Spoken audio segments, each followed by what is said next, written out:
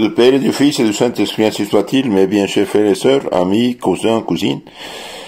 Continuons notre méditation, explication de la doctrine chrétienne, appuyant-nous sur le catéchisme à l'usage de tous les diocèses de Belgique. Dans le credo, nous disons, je crois à la résurrection de la chair. Je crois à la résurrection de la chair. Qu'est-ce que ça signifie? Eh bien, ça signifie que notre corps ressuscitera au jour du jugement dernier.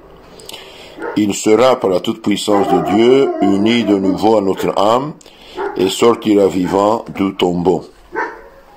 Donc, quand quelqu'un meurt, eh bien, on confie son corps à la terre, eh bien, à la fin du monde, eh bien, par la toute-puissance de Dieu, notre âme s'unira à notre corps, et notre corps sortira vivant du tombeau. Pourquoi notre corps ressuscitera-t-il au dernier jour? Notre corps ressuscitera au dernier jour pour être associé à la récompense ou à la punition de notre âme, comme il a été associé à ses bonnes ou à ses mauvaises actions.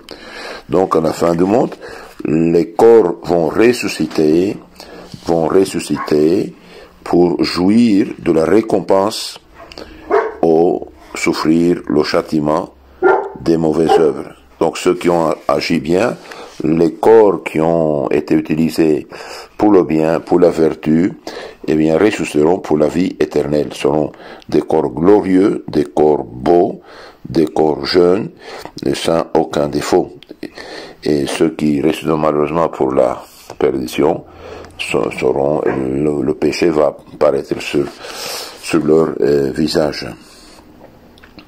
En quel état seront les corps ressuscités? Les corps des bienheureux seront glorieux comme le corps ressuscité de Christ, et ceux des damnés seront misérables et livrés au tourment éternel. Donc à la fin du monde, il y a ce qu'on appelle le jugement dernier. Tous vont ressusciter.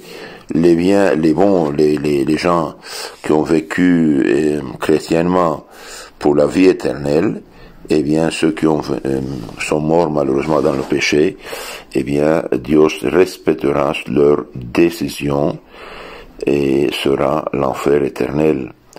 Dieu veut le salut de tous les hommes, mais les hommes ont la liberté. Donc, ils peuvent soit prendre le chemin du salut, et soit se prendre, en utilisant par leur liberté, le chemin de la perdition.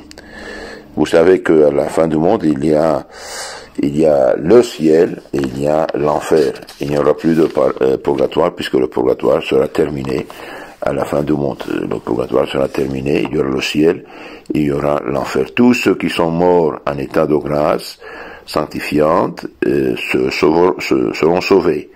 Même s'ils passent un temps au purgatoire, ils iront au ciel.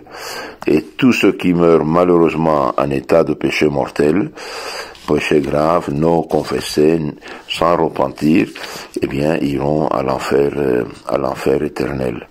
Alors, ceux qui vont au ciel, bien sûr, ils vont pour toujours à la vie éternelle, au bonheur éternel. Et ceux qui vont malheureusement à l'enfer, ben, ils vont à l'enfer pour toujours, pour être esclaves du démon et vivre une vie vraiment malheureuse, une vie de souffrance, une vie de peine. Donc, tâchons de vivre chrétiennement, toujours chrétiennement. Et si nous avons péché, bien, tâchons de nous convertir, de nous repentir, de rectifier. Qu'est-ce que vous voulez? Le péché, malheureusement, c'est humain, mais Jésus nous a donné le moyen de nous purifier, de nous réconcilier avec Dieu. Le jour de la résurrection, notre Seigneur a dit, recevez l'Esprit Saint, ceux à qui vous aurez pardonné les péchés seront pardonnés, et ceux à qui vous les aurez retenus seront retenus.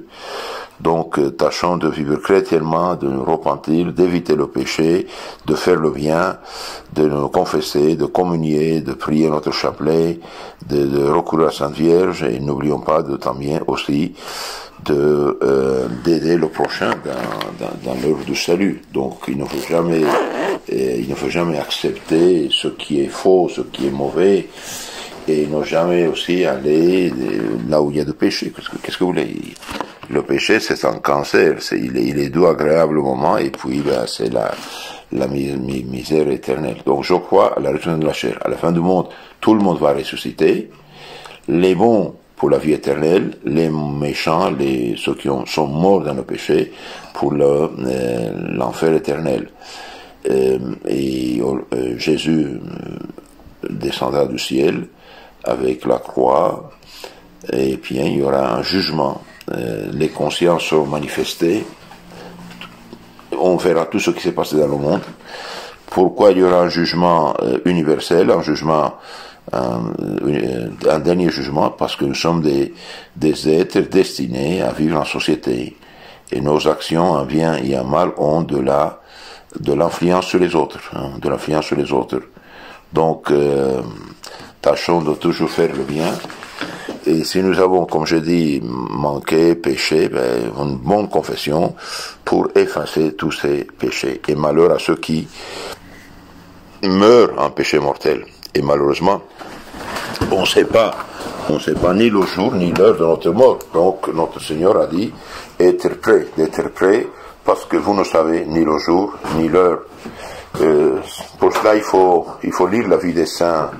Il faut lire le catéchisme, il faut lire l'évangile, il faut lire des œuvres des saints pour nous faire des retraites spirituelles, bien sûr, pour nous sauver, le démon et le monde font tout pour nous perdre, et bien faisons le contraire pour nous sauver. Que Dieu vous bénisse, la Vierge vous garde. Amen.